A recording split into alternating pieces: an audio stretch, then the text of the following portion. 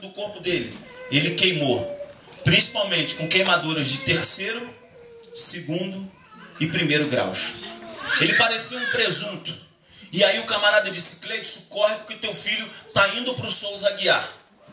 Quando eu cheguei lá, nessa situação, o que mais nós fizemos foi chorar na presença de Deus. E era o que eu mais me perguntava: Deus, eu era espírita, eu era das trevas, eu não tinha compromisso contigo, eu não te conhecia, mas agora eu te sirvo, e além de te servir, eu estou estudando para ser pregador do Evangelho. Por que que isso aconteceu comigo? Muitas vezes acontecem coisas na vida da gente que a gente não entende.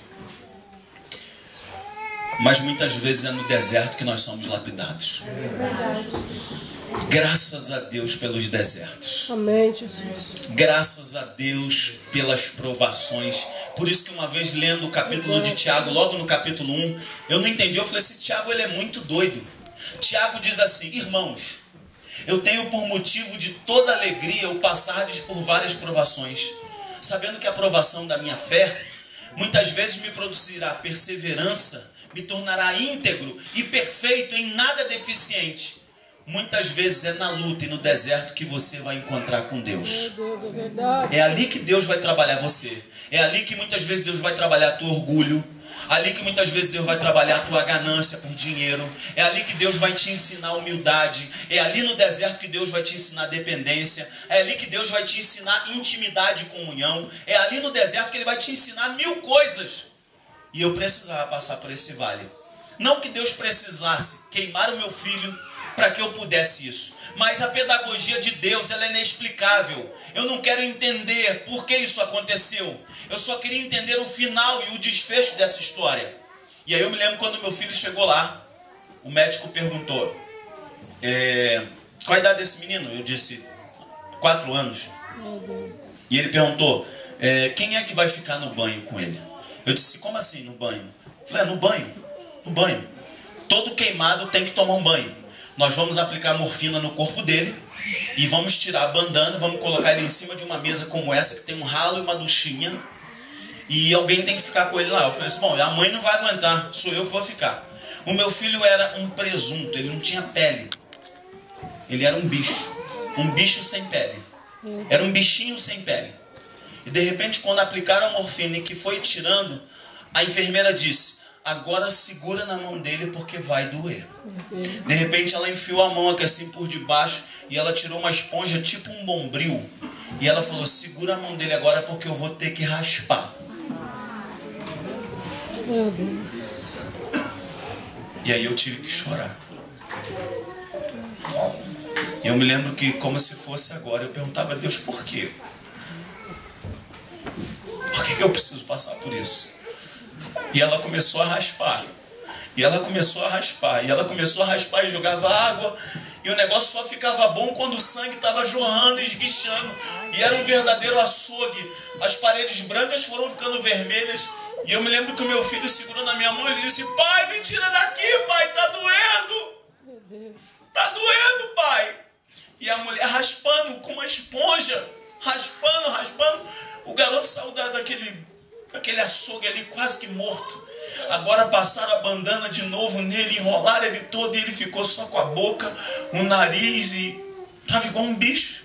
E ficou lá parado, só respirando.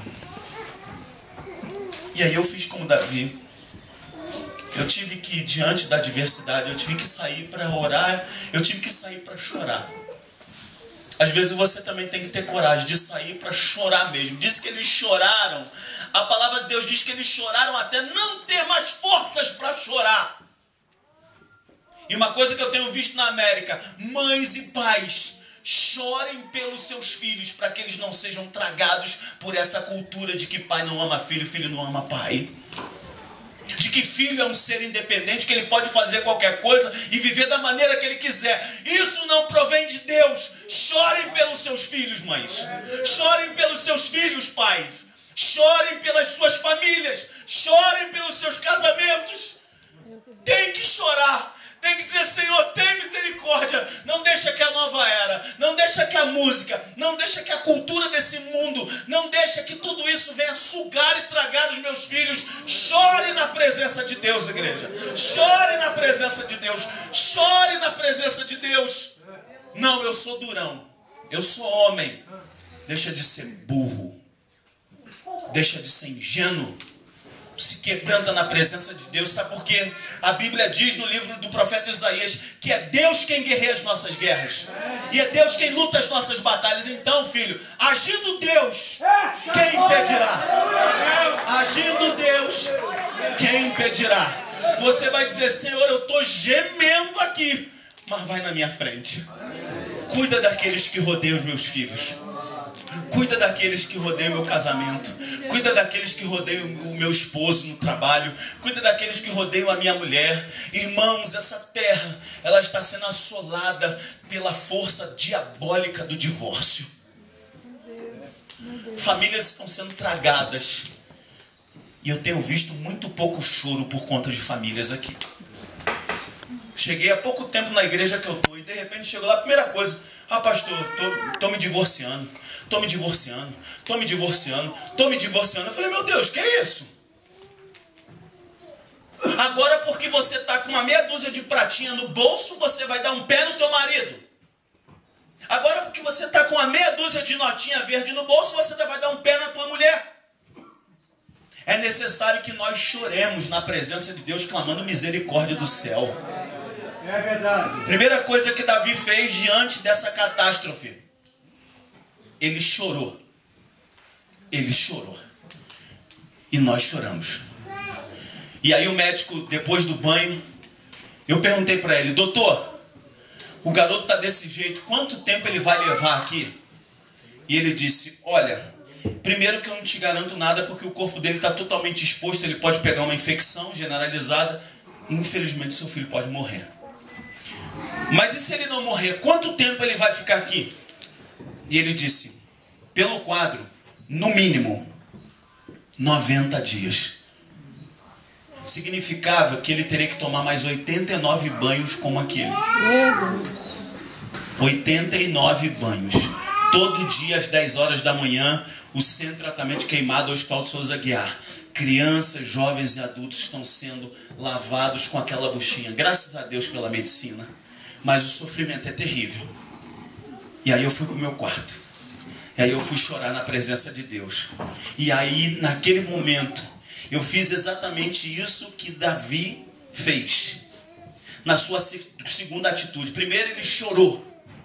Mas a Bíblia diz que depois ele se reanimou no Senhor.